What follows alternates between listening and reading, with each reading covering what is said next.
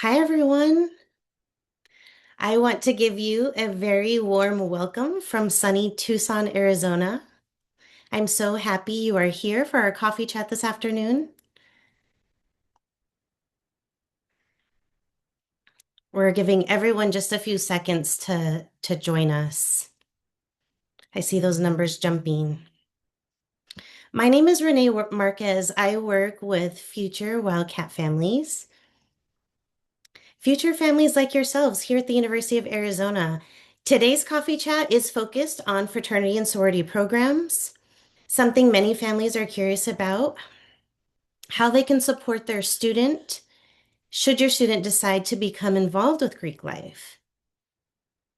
For many of students, joining a fraternity or sorority can really be a meaningful way to find community early on. It can open up doors to leadership, a lot of opportunities, academic support, community service, um, and really just a strong sense of belonging. So today we'll go over just one of the ways your students can be involved. We are joined by the Office of Fraternity and Sorority Programs team, who will really walk us through kind of like what recruitment looks like this fall and really help answer any questions you have along the way.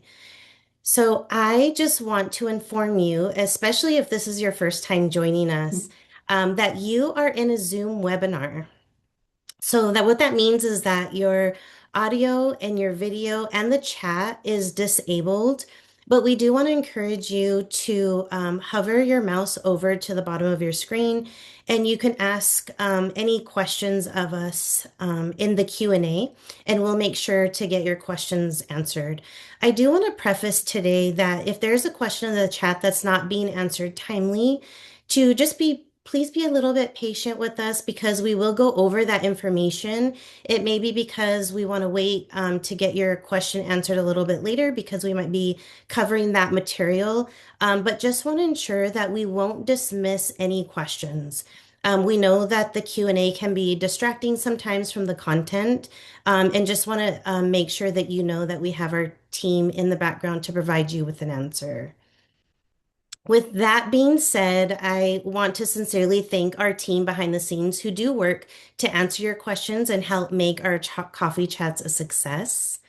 Our sessions are going to be recorded today and placed on our website for you to reference in the future, along with our slides, or if you want to send it over to a friend who might be interested, the recordings will be up on our website.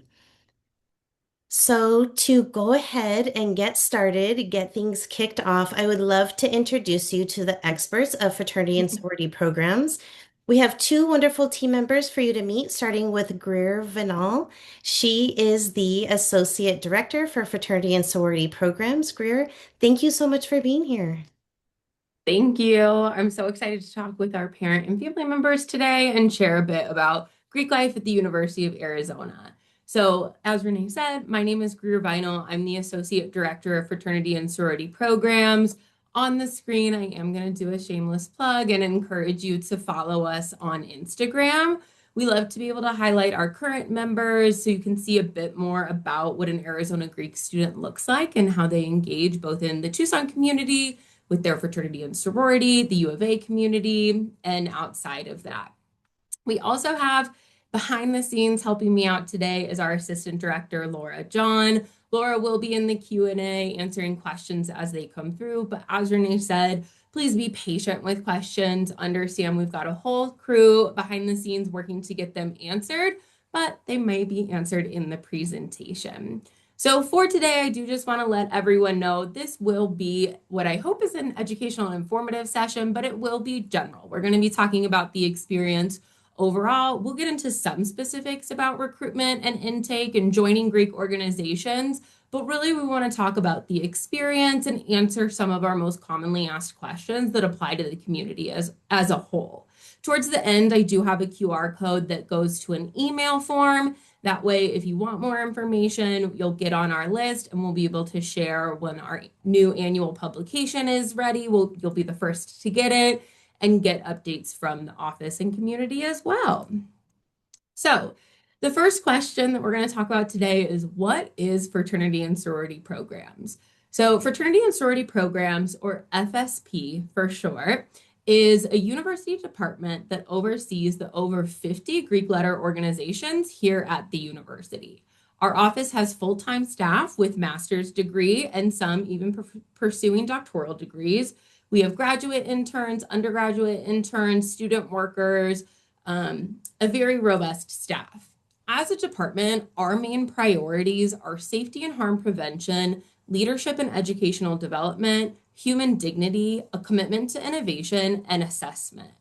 Our goal that everything we do is rooted in is empowering fraternity and sorority members to tackle their greatest challenges, creating change for the common good, and realizing their full potential. Fraternities and sororities at the University of Arizona and other institutions are they are their own self-governing organizations. So that means they have their own leadership boards, their own policies and procedures that they have to follow, in addition to the university policies and other entities. There are certain things that if your student joins a Greek organization and you have questions about, some may be appropriate for our office to answer, some may be more appropriate for the chapter to answer. If you don't know where to reach out to, always feel free to start with us and we will get you connected to get you the answer. Our community is a large one. Like I mentioned, we have over 50 organizations across 3 different councils. So we have our United Sorority and Fraternity Council. This has both sororities and fraternities. These organizations are primarily identity or cultural based. Students do not have to identify with what that organization is based in. It's often just having an appreciation and a respect for it. The Panhellenic Council is all sororities. There's 13 sororities. Those are typically very large chapters, ranging anywhere from 150 women all the way up to 400. And then we have fraternities under the Interfraternity Council, 21 fraternities, size ranging from 10 members to 150, with the average size being about 180. When we talk about Greek life and the benefits of participating, there are many. I'm going to cover a couple today, but just know we'd be here all day if we talked about all the wonderful things about Greek life. First and foremost, we're going to say academics is a benefit. Our students are members of the university first, and then they join a Greek organization. Every chapter has GPA requirements to maintain membership. They have officers dedicated to academic support. They can help students figure out how to read a syllabus, how to fill out a planner so they can stay on top of things during their time in office, get connected with campus resources, and many, many other things. There's a GPA requirement to join an organization as well as to maintain membership. So throughout your student's Greek experience, there is a very strong focus on academics. Involvement is also a benefit in Greek life.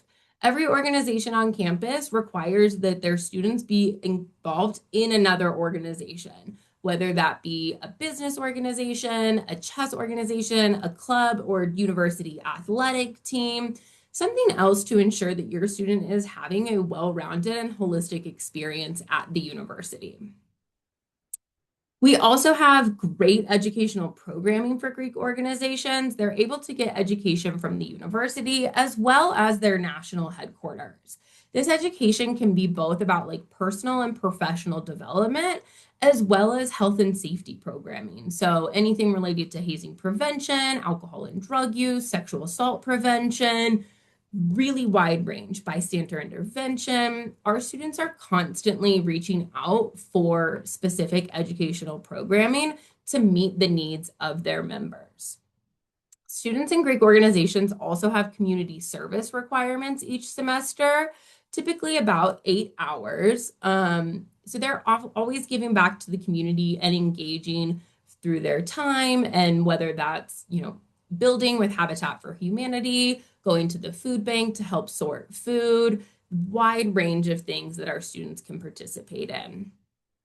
Students that participate in Greek organizations also have higher graduation rates, higher retention rates, higher GPAs. They have a higher affinity to the university. It really does help make U of A feel a little bit smaller and make students feel like they find their place a little bit more. Now, we know that there are a lot of misconceptions about fraternities and sororities out there. Many families reference movies like Animal House or Legally Blonde. They talk about what they've seen in media. And we always just want to talk about those a little bit because if you're not familiar with what the Greek experience looks like, it can be really easy to buy into those. But I want to remind everyone that media and Hollywood entertainment always sensationalize things. If you want to know more about the experience, follow our groups on Instagram, really look at their social media, our social media, see what they're putting out and the things that the media chooses not to show. Excuse me. There are social components to fraternities and sororities. We're not going to deny that, but they also focus on academics, leadership, service, friendship. Our office has an accreditation program called Standards of Excellence. This is a program that every chapter has to participate in where they get graded on these different topics about programming they do and how they're operating as a chapter to ensure that they aren't becoming an Animal House or a Legally Blonde organization. This program, Standards of Excellence, helps our students and organization uphold our high values and standards to be a member of a Greek organization. We also get a lot of questions about hazing prevention, health and wellness and safety in general, but specifically hazing prevention. The University of Arizona has a really holistic educational approach. So, all health and safety matters are connected in some way. And by focusing on well rounded holistic education, our students are better informed and educated to make safer decisions. So, I'll talk a bit about our hazing prevention efforts because I do know that every those are that's a very important topic to parent and family members. But I want to make sure that it's understood that that is not the only health and safety education that students are getting. They are getting education on alcohol and drug use, mental health, sexual health. Really, like I said, there's an endless list. Our department is so grateful. We have such strong partnerships with Campus Health, the Office of Public Safety, UAPD, and we constantly have students sharing that they didn't realize until they met people from other schools how special those relationships are. And so we're so grateful to our department campus partners to really help ensure that our students have the resources they need. Like I said, in terms of hazing prevention, there's a handful of things. University of Arizona has a hazing prevention coalition. The chair of that coalition is an FSP staff member. It's Laura, but it has representatives from departments all across campus because it's important that everyone knows hazing is not a Greek issue, it's a power issue. And data actually shows that a majority of hazing takes place in high school. Regardless, we know it can take place in Greek organizations, and we provide a lot of education so that students can build relationships in healthy and safe ways. The state of Arizona has a law, Jack's Law, that criminally charges students for hazing. It was named for an ASU student who tragically lost his life in 2012 from hazing events. There's also a federal law, the Stock Campus Hazing Act, which was signed into law on December 23rd, 2024. Our department is again so grateful for our partnerships. We work really closely with some of the parents that were instrumental in getting that act passed at the federal level. We also have students, a percentage of students are required to complete hazing prevention education through the Edge Learning platform. If you're not familiar with Edge Learning, it's an online learning module utilized by the university. Your student will become very familiar with it if they're not already. Every fall, we bring a program called Love Mom and Dad, where parents who have unfortunately lost their child due to hazing come and tell their story. And these stories, I've heard them more than a dozen times at this point, and every time it's just as impactful, and our students feel that as well. These parents have every reason to call for the abolition of Greek life, and they don't. They work with students to create healthy relationships and get them to reflect on the behaviors that they may be engaging in. And again, we're so grateful for their partnership. We also work really closely with organization headquarters, campus police, and the Dean of Students office to ensure that all hazing reports are investigated and chapters are held accountable and supported when and able to provide those safe and healthy experiences. The university has a hazing hotline, a hazing reporting form through the Dean of Students. There's a lot of ways to be able to report concerns that anyone may be experiencing. Specific specific details around those programs, as I mentioned, will be shared over the summer. So when we get to that sign up form, please feel free to share those. Now, if you are looking to get to know chapters within our community, whether it be their academic standing, their accomplishments, any judicial or conduct things they're working on, we really encourage you to visit our website, greek.arizona.edu. And like I said, follow us on Instagram at arizona.greeklife. Um, we have academic reports up there for the past 10 semesters. We've got conduct and judicial reports on there for organizations that are currently experiencing things, any organization that's lost recognition, and a very robust judicial history of our organizations. We always talk about joining a Greek organization, a common phrase you may hear is it's not 4 years, it's for life. And so when your student is considering joining, they should do research. They should explore our website, the organization's websites, their Instagrams. Membership in a Greek organization is a lifelong thing. I'm still involved with my Greek organization, as are many of our staff members. And that's what we want for our students as well. We want them to make the decision and find the place that is right for them. Now, we mentioned our website. There is a page on there called Our Community, and that's going to have all of our chapters on there. If your student's interested in a chapter that isn't on one of those pages, that may mean that that's an organization that does not have university recognition. University recognition means a lot of things, but most importantly, it means that the chapter headquarters and university work closely to ensure that that organization is operating in a way that follows policy and procedures and they have more training requirements, more oversight, more things they have to do to maintain that legitimacy of being a Greek organization.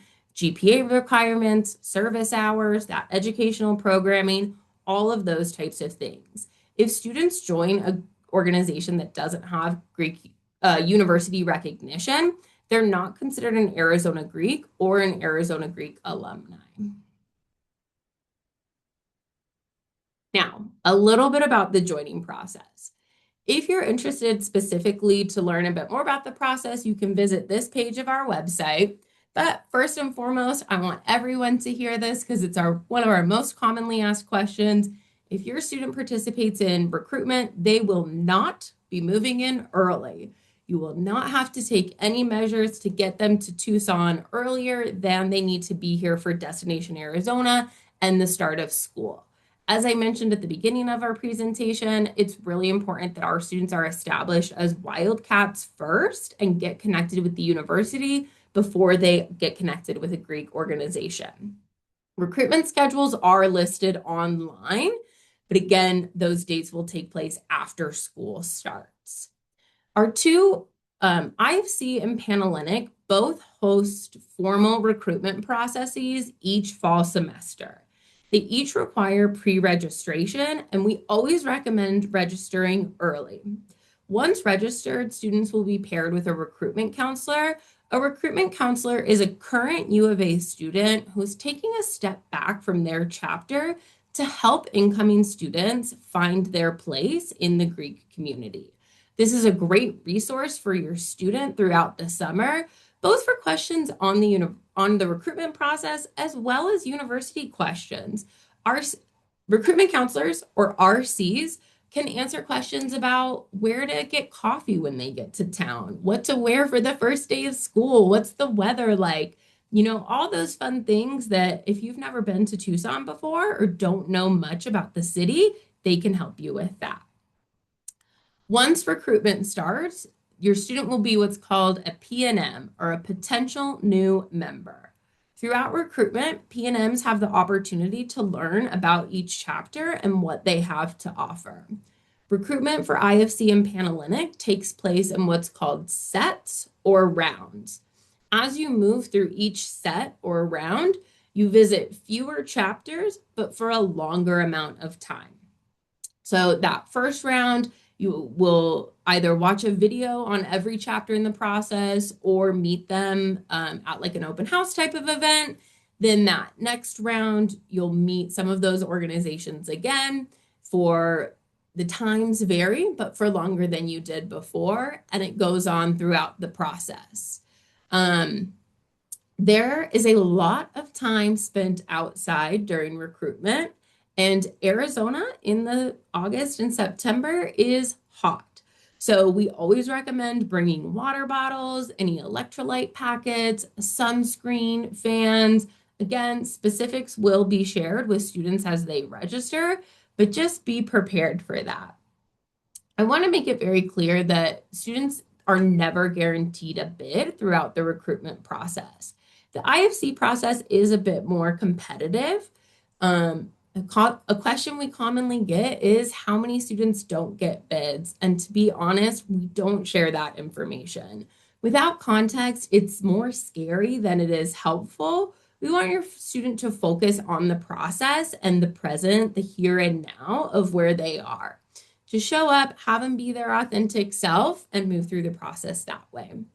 In August, students and families who have registered for recruitment will be contacted for a parent and family virtual orientation. This information will be sent to the emergency contact that the student provides when they sign up for recruitment.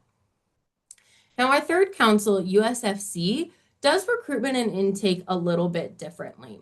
So whereas IFC and Panhellenic have a very formalized and structured process that involves every chapter in the council, USFC is a little bit different. They do have something called USFC Week, where students can attend and meet many organizations, but it's not as structured with that pre-registration. Here's a schedule for you as IFC and Panhellenic. Many USFC organizations allow students to join their second semester. They really want students to get to U of A, settle into their classes, see how they're going to get involved in the Tucson and U of A community before they explore Greek membership. But students are always encouraged to explore and meet groups in the fall and build those relationships. In Greek life, you may join an individual chapter. You will have friends across the entire community in all different chapters. So if your student ends up somewhere else than a friend, that's totally okay. They will still be friends, I promise. So for recruitment, we get a lot of questions about legacy status and letters of recommendation. Legacy status is defined differently by every organization, but in general, a legacy status is a familiar relation to a member of an organization. Sometimes it has to be direct, brother, sister, parent. Others, it can be more distant, cousin, aunt, grandparents. As I said, those are set by the national organizations, not the university. And every organization is going to have different policies and procedures on how they work with legacies. If you are a member of a Greek organization and you have questions about the legacy process or policy, reach out to the national headquarters. Our office will not have the information on those individual policies and processes. And one more time, I just want to make sure everyone knows legacy status does not guarantee a bid to an organization. Letters of recommendation, again, every organization is going to have their own approach to it. And you can find more information on our website for each council and recruitment process. Letters of recommendation are great to have, but we never want students to feel pressured or anxious around getting one. There are over 6,000 members of the Greek community, and most of them did not have letters of recommendation when they went through. If you are looking for letters of recommendation, reach out to your connections. teachers, coaches, family, friends. See who is involved in Greek organizations and if they're willing to write one for you. But again, it shouldn't be something that students stress over or anything that causes them anxiety because they are not the end all be all. And as I said, over 6,000 members of our community, most do not have letters of rec when they go through. Some important dates and deadlines to know. Again, I'm going to say they're going to be on our website, so find time to visit that. IFC and Panhellenic recruitment registration does open on May 1st. You can register at any time during the summer, so long as it's before that deadline, but we do recommend registering early. For Panhellenic, students will be required to upload a video of themselves, and we want to make sure that everyone knows you can register and upload your video later. So if you know you want to do recruitment, feel free to register in May and you can upload your P&M video in June. We see so many students do that, and that's totally fine. As a parent or family member, we are sure that you want to support your Wildcat throughout this process. That's why you're here today, and we love that. So we're going to talk a little bit about how to do that and give you some tips and tricks. First and foremost, support their decision to explore membership. Whether or not it makes sense to you or you understand it, they're adults now, and this is maybe one of the first decisions they're making. So try and be as supportive and curious as possible. Ask them questions, be motivating and encouraging to them, and listen to them about what they're looking for and what they're excited for. Really engage with them in the process. Encourage them to think long term throughout the process. Where did they feel the deepest connections? Not where did they think that people were cool? This is, like we said, it's not for years, it's for life. So we really want to make sure that students are doing that deep reflection as they move through the process. It's very common for students to have groups on their schedules that they did not rank highly, that they may not be interested in going to see again. We always encourage you to remind your student to give everyone a fair chance and go through with an open mind. Your student may say, oh, this other group, they just needed one more conversation with me, and then I know we would have clicked. We always flip it back on the students and say, that may be the case for you and this organization that's on your schedule that you may not be super excited to see. Go in there with an open mind and figure out what's best for you as an individual student. Again, following our office and the councils on social media can help you learn about the Greek experience and what it looks like so that you can feel a bit more informed when you talk to your students. If your student is participating in IFC or Panhellenic recruitment, make sure that you are able to attend that virtual parent and family orientation or that you watch the recording. At that orientation, we do have a slide that has, I think, probably 5 to 8 questions that you can copy and paste to ask your student. We took the guesswork out of it for you. Work with your students on how to navigate the website and what pages to pay attention to and how to do research about an organization. And this next one is really important too. If you were a member of a Greek organization, please do whatever you need to do to remember that this is your students' experience. And regardless of how much you love your organization, this is their turn now. And we want to make sure that they're ending up in the place that's right for them. A little bit about my experience. I am a legacy. When I went through recruitment, I was legacy. I was visiting the chapter that my mom was a member of, but she was so intentional during my recruitment process to not put any pressure on me. And through the process, I actually was obsessed with a different organization, and I was sure that is where I was going to end up. But not once did I think that my mom would have been upset about that or disappointed. She really created space for me to know that this is my experience. And while I did end up in my legacy chapter, that was my choice. And I'm forever grateful to her for making those choices because I imagine it's hard, but it's so important and takes such a big pressure off of your student. So please do whatever self-reflection you have to do to have that be their experience. Now, finances. There are financial requirements to being in a Greek organization, and we really encourage you to have open conversations with your students about finances. Who's going to pay for being in a Greek organization? What can be afforded? All of those types of things.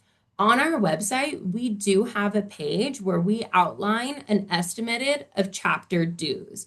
As mentioned, Greek organizations are independently operated and self-governing, so they are setting dues themselves. The university and our department has no part in that. We're working with the organizations right now to get that page updated. So by this summer, you should see costs that are applicable for the next school year, and that will be noted on the website. When you're looking at that page, please be mindful and pay attention to the intro blurb at the top. It provides specific directions on how to read the tables that a lot of people overlook and then are a little bit confused. But if you read that section, you'll be really well informed to read that table. Participating in recruitment, you'll also get financial transparency documents. And again, we really encourage those open and honest conversations. Financials are the number one reasons we see students leave that organization, and we never want that to be the case. So, whatever conversations you have to have over the summer with your student, please have those. Some organizations do offer scholarships, but those are almost always reserved for initiated members, and they almost never cover the entire cost of dues. So that means that the earliest your Wildcat will be eligible for those scholarships is their second semester of membership. It is a really great question for students to ask during recruitment about scholarships or payment plans or things like that. But again, we want our Wildcats to be well informed as they go into that process and know what they can realistically afford throughout that process. And then one thing to note as well, fraternity and sorority dues are paid directly to the chapter. They will not be put on a university bursar account or anything like that. It is a separate entity. Now, about half of the organizations at University of Arizona have a chapter facility. The facilities are independently owned and operated. They all have different layouts, styles, capacity, decor. It's wonderful. It's one of my favorite things about our community is that our facilities represent how different all of our organizations and members are. While having a house does change the Greek experience, it doesn't make it any better or any worse. It just makes it different. We want to make sure that students aren't necessarily taking the house or the lack thereof as a sole determining factor. If you're looking for an experience of a facility that has, or a chapter that has a facility, that's fine. But a facility is a facility for the most part at the end of the day. It's really rare for first year members to live in. It does happen, but like I said, it's very rare. And if it does happen, it would be the second semester of membership. So that first semester, your Wildcat will remain in the dorm or apartment, house, wherever they're living when they get to Tucson. There aren't spaces in the facilities for every single member to live in, but typically, if a member wants to live in and has met the requirements outlined by the organization to live in, they're able to. We always recommend living in if you get the chance. It is such a fun process.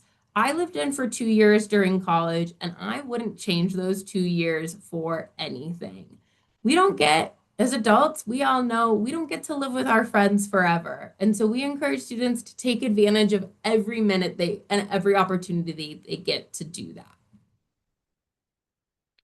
So as I've mentioned a couple of times, Membership and bids are never guaranteed, despite legacy status, whoever they know, they're never guaranteed. So if your student doesn't get a bid, that's okay. And it happens. That does not mean that their Greek experience at the University of Arizona is over. It just means it might happen at a different time. I mentioned we don't share numbers of students that don't get bids because without greater context, they do more harm than good.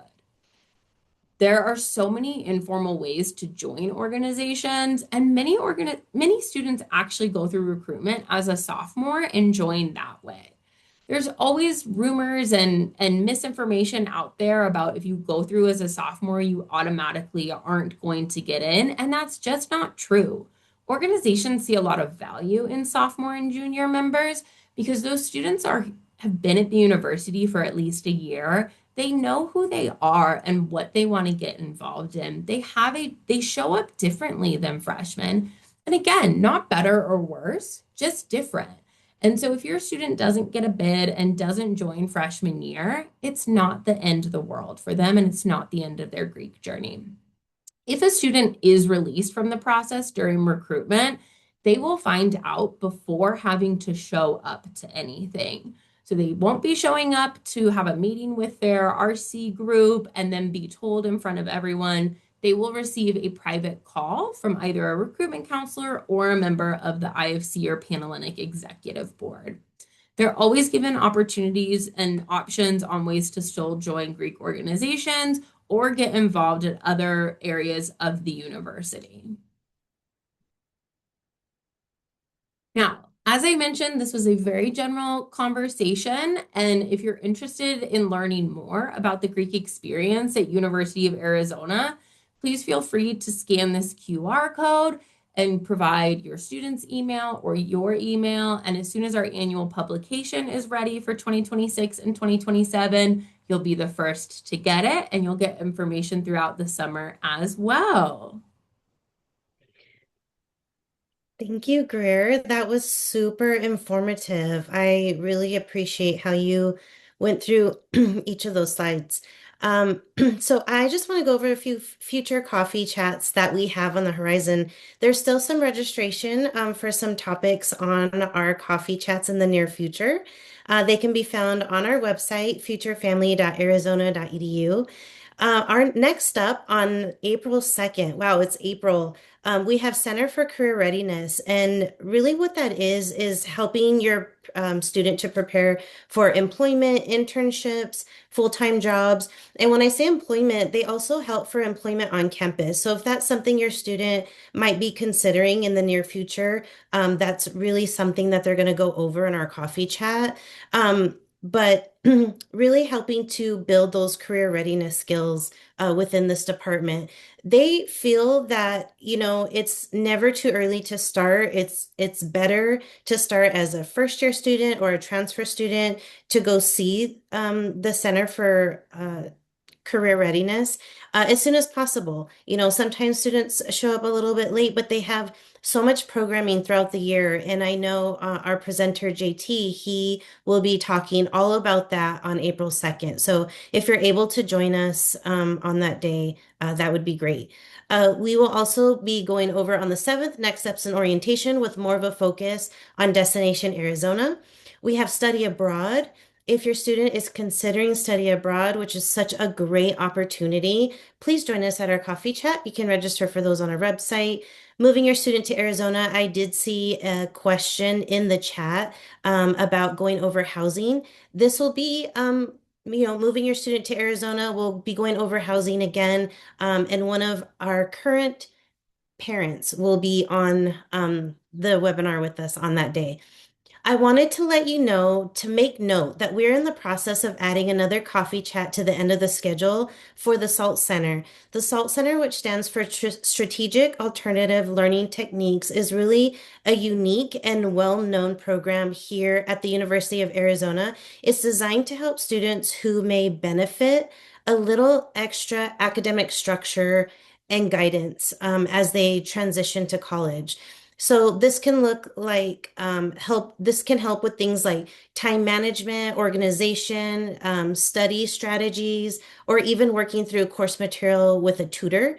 What makes SALT special is that they offer individualized one-on-one support, so students aren't just getting like general advice. They really help with building a plan that works specifically for how they learn best.